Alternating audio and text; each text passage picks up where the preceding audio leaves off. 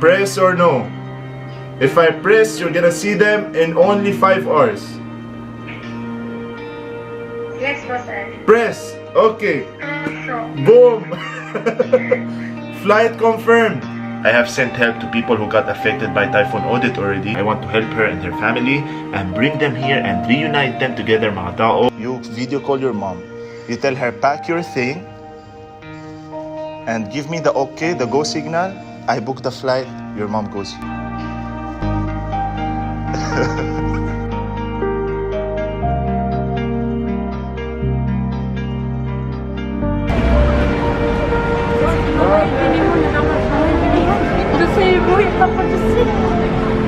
Salamat Yossi na nakakita ka po kayo.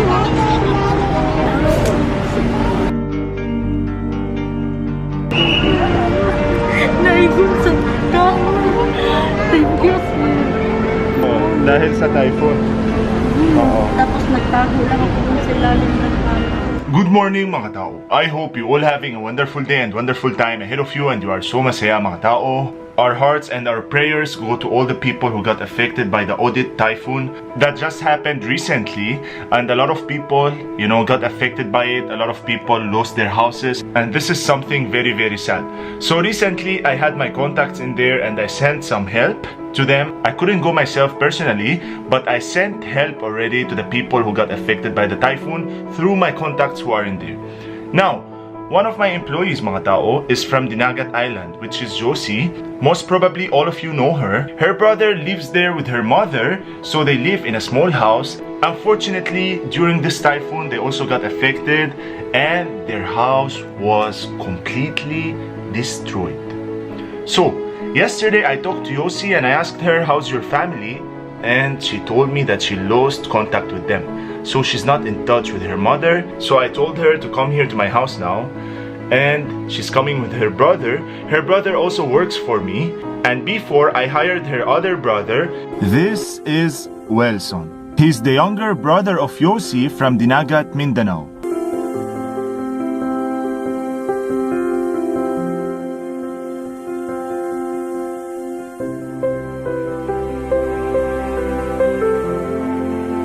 They used to have no electricity in their house. Basically, their life was very simple. To go to the nearest town from their house, they have to ride a boat. That's how remote their island is.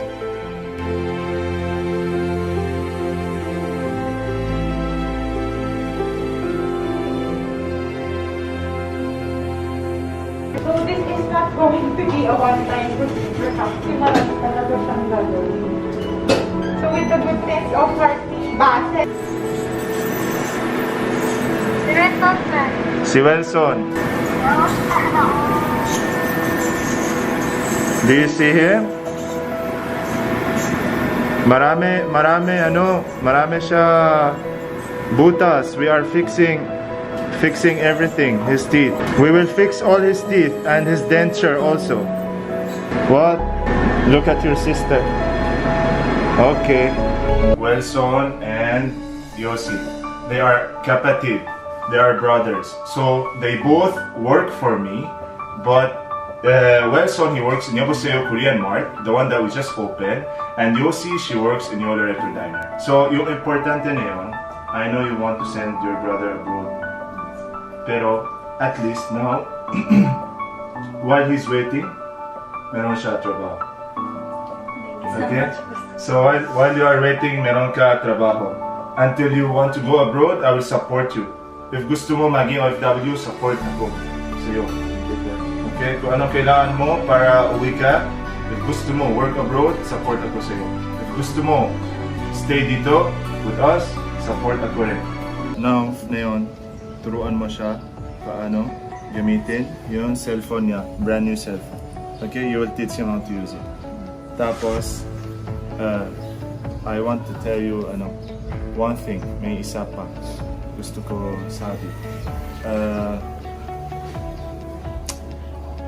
You told me that you want to send the stuff to your family in Mindanao?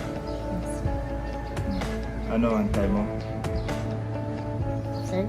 Ano hantay mo para send yung gamit? Kasi 2 months sabi mo send ako, pero hindi ka send. Bakit? Ubos yung budget? Bumili po kasi akong cellphone ng isa sir. Bumili ka cellphone, isa? Kay ano? Kay Willis. Yung kapatid mo. So gusto mo send lahat ito sa Mindanao? Ha? Send tayo yung box na yun. Tapos ako bayaran yung sending sa ano, LBC or sa kahit ano gusto mo send. Saan gusto mo send? Ako bayaran yung box tapos send tayo lahat yung. And I supported him to go to the ship. He's working in, you know, across the sea level. So he's working in the sea now because he's a seaman. So I supported him that time. We repaired his teeth. We made over his teeth. We had to do all his teeth up and down. And then I bought him a new phone. We supported him and then he went to work abroad. So he's an OFW now. So mga tao, this is Yossi's brother. See, Yossi's brother. Her second brother, this is not the youngest, right? So, diba? Your brother, Wilson, now he's in the sea, right? So he's a seaman, Wilson. Before he worked for me for how long? For quite some time, 6 months siguro. We repaired his ipin, his teeth, bought him a brand new cell phone, made him ready, then depart to the sea, right? Now he's working abroad. Second thing, your brother, he came from Dinagat Island in here. Tapos he came here, he stayed here, and now he's working in Yabaseo, Korean man. So, your two brother. Okay. Now, the reason why I called you now is we have a talk show. Joke lang. The reason why I called you now is actually because, do you remember yesterday when we met at night? I asked you, how's your mom? And how's your house? I asked you two questions. How's your mom and how's your house? Why did I ask you these questions? Because while I was watching the news, they mentioned Dinagat Island and sabi ko, para it sounds familiar, Dinagat Island. Your mom is in Dinagat Island now? And your other brother? Okay. Did you talk to them? Since the Odette Typhoon happened, you never talked to them? Why? What happened? But you got news, right, of what happened? What happened? So what are the news you got from your mom or your family there? Do you know if they are still alive? Do you know if they are, what happened to them? Do you know if the house is still standing up or it fell? What happened? Ano po sir, nabalitaan ko po sa mga relatives namin doon sir, tapos mga neighbors namin. Wala naman pong yung namatay, ganun, wala naman po masyado, pero may iba na sugatan po. Tapos yung mga house lang po, yun nasisira po lahat. Yung, Sira? kahit So, na semento sir, na ano din, nasira din yung ano. Okay, so how about your house, specifically your house? Sa amin po, wala na po talaga daw sir. As in, sabi ng tita ko din po doon, sobrang sira talaga. It fell? All? Okay. Where's your mom now? And your brother? Nandun po sa tito namin sir. You never were able to talk to her, to contact her, to call her? Wala pa po sir. Kasi wala din po silang yung signal at electricity doon po nung sir. Tapos pumunta lang sila in another city para po na maka-charge tsaka signal din po. Okay.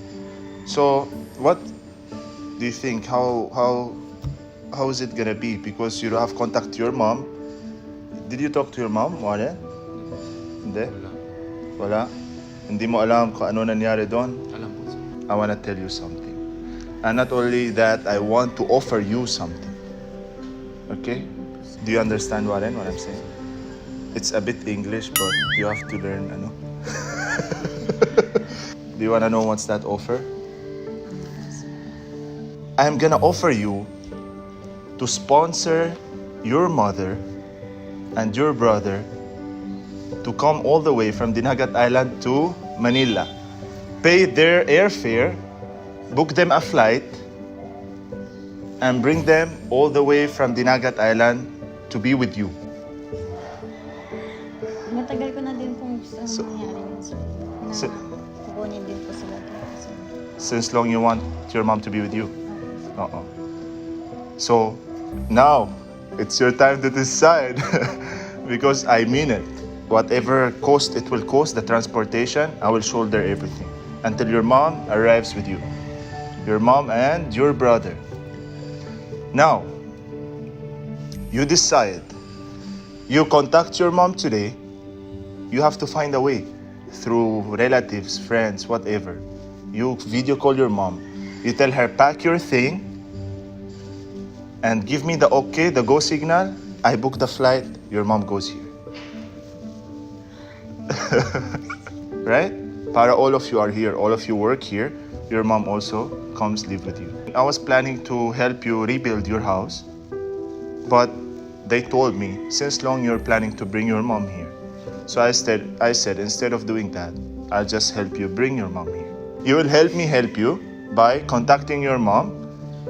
You tell me, sir, it's ready now. Puede. They are ready. Okay, I'll send you, Yossi. This is the tickets. Already booked. If your mom needs money for coming here on the way, this is the money. We pick her up in the airport. Nag-send siya ng picture ng sa bahay namin, sa mama ko. May mga pasa sila dito, ganito, ganyan. Kasi nga siguro nahulugan sila ng mga kahoy pag ano. Good morning, mga tao. So I just woke up, kaya, you see my damit. Have no fear, the Syrian is here. So have no fear, the hungry Syrian is here. What I'm gonna do today is something very touching and something very important. So one of my staff, mga tao, which is Yossi, so she got affected by the Typhoon Odette and her family were scattered. So what happened? Their house flew off with the wind kasi malakas sobra the Typhoon Odette. So they got affected and they're from Dinagat Island and that island got affected. Their house was wiped out by the winds and by the typhoon. So they left their house, they lost their papers, they lost their house, they lost everything. Now, they are staying in somebody's house, somewhere in the city, and they have no place to go back to. Kasi wala na bahay, they have no place to go back to. So I told her, I'll be bringing your mom to stay with you here in Metro Manila para while you are working, you are all together. So I wanted to reunite them and at the same time, they are dreaming to come here to Metro Manila to stay with Yossi and live with her. So that's why I'll make their dream come true. This is a very tough situation, mga tao, kasi they are staying there. Of course, there no water, no electric, no food, no nothing. I have sent help to people who got affected by Typhoon Odette already through my contacts, but this is a very touching story because it's my staff and she works for me. So that's why I gusto ko tulungan siya. I want to help her and her family and bring them here and reunite them together, mga tao. It's gonna be so emotional, of course, for me also and for them kasi they haven't seen each other for very, very long time and today is gonna be the time. So today, it's December 30. It's just 11 a.m. in the morning. And what I'll be doing is I'll be booking their flight to come just in few hours. Let's try to find them a flight, mga tao. So I'm using my laptop in here to try to look for flights online. They are coming from Butuan City. Oh my god, so expensive. There are flights today. I'm shocked that there are flights today. Let's book their flight. So let's call Yossi. She sent me the details now. I'll call her and tell her I'm booking the flight. Hello, sir. Hello. Yeah, hello, it's me. Okay, you sent me the full name of your mom and your brother already? Apo, sir. Okay, so right now I'm booking the flight of your mother and the flight of your mom. Sorry, I made a mistake. I mean, right now I am booking the flight of your mother and your brother. Okay na po, sir. Ano na po? No, not yet. Are you excited to see them? I'm booking it right now, online. Apo, sir. Their flight is expensive, huh? I am booking it now, online, and I am only one button away from confirming. Should I press enter? Once I press enter, it's gonna confirm their flight. Should I press it? Press or no? If I press, you're gonna see them in only 5 hours. Yes po, sir. Press. Okay. So, Boom. Flight confirmed. I'll be sending you the screenshot of their tickets.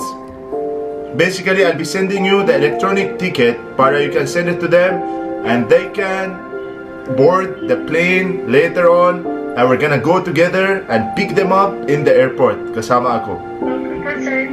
You ready? Opo, sir. It's their first time po na biyahe ng airplane, sir. First time to be in the airplane. For sure they are excited. I choose their seats near the window and near the CR so they can have a view. Para makita po nila yung guys. Alright, are you excited? Sobra po, sir. Sige. We'll go together. I'll pick you up later. We're gonna go together to the airport to pick them. Thank you so much Sige. po, sir. Opo. So she's super excited. She hasn't seen her family in like 2 years, more or less, you know, and she haven't been with them for such a long time. So this is very emotional and so touching story. So watch out mga tao. We're gonna go in a few hours and pick them up in the airport and see them. Is your mom happy now that she's coming here? Opo, sir. She's so happy po, sir. But start crying na po, sir. Kaya hindi. We're near na mga tao in the airport already. Are you shaking, Yossi? Opo, sir. Oh my God.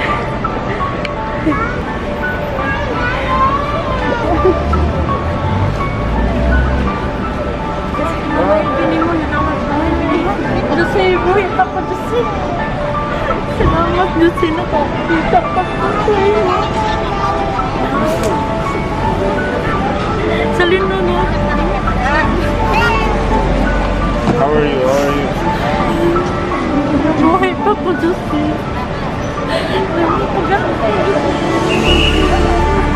Naigun sa kamo. What is she saying? Ate, nakaabot na po Manila, ate. Di namin ni Yossi nakita. Nakita namin ni Yossi.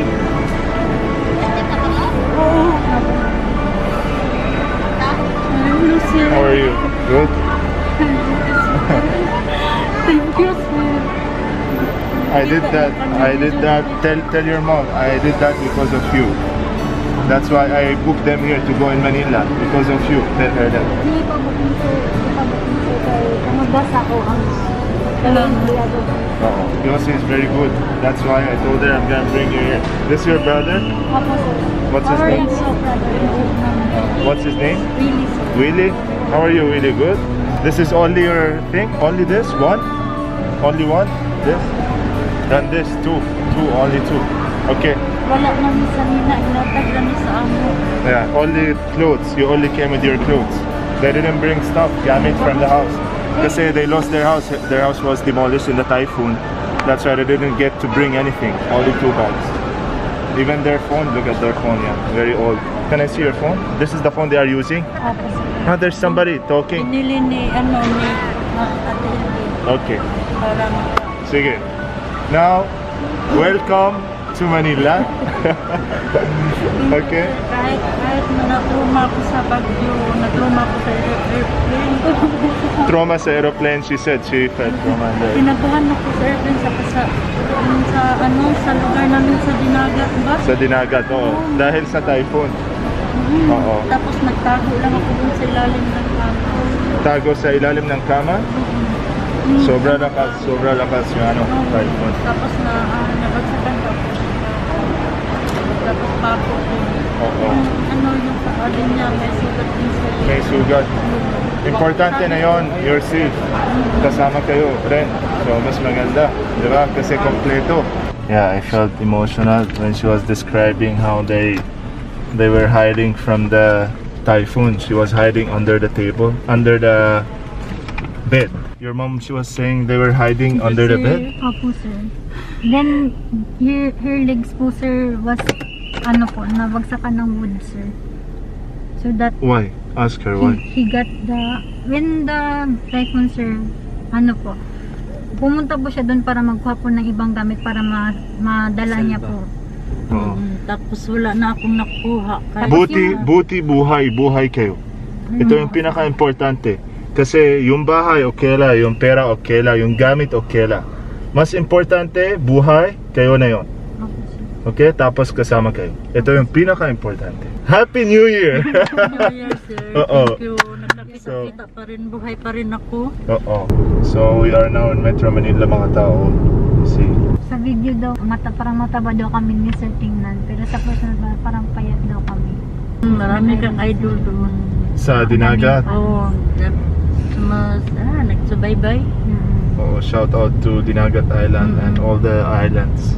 Yan, Mas puti sa personal, Yes. madilim sa camera. Oo, problema yung camera. Taba. Luma yung camera ko. Okay, so this is Italy. From Dinagat Island to Italy, real quick. Okay, sige.